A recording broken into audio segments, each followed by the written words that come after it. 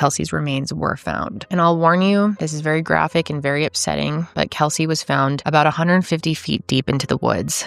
And she was naked under some sticks and leaves with her own belt around her neck. The shorts and pink tank top that she was wearing were found not far from her body, and there were bleach stains on them, suggesting that her killer attempted to hide traces of his DNA. An autopsy later confirmed that she had been strangled and that her killer actually assaulted her. She also had defensive wounds on her hands, which tells us that she likely put up one hell of a fight. And when it came to notifying her family, Greg and Missy knew that bad news was coming. They had received a call from the police captain saying that he needed to meet with them in person to give them some news. Greg even asked him if they needed to brace for what he was about to say, and he said yes, they needed to brace. So they sat at the end of their driveway, which was where they learned the news that Kelsey had not been found alive. Missy remembers yelling out, "Not my Kels," and Greg said that he had to physically hold her up. They then had to break the horrific news to Stevie and Lindsay, who had just pulled up to the house, and they were hit just as deeply by their sister's death. And what's horrible is their younger siblings were inside the house, and they actually saw it on the news on TV. And as for John, he was on his way to Longview Lake that morning to help search for her, but he was turned away when he got there, only to learn about her death on the radio. Kelsey's murder was clearly a loss that everyone felt, and her absence is still very much felt to this day. But I am grateful to be able to say, at the very least, that justice was swift in her case. And once her killer was arrested, he was ultimately charged with kidnapping,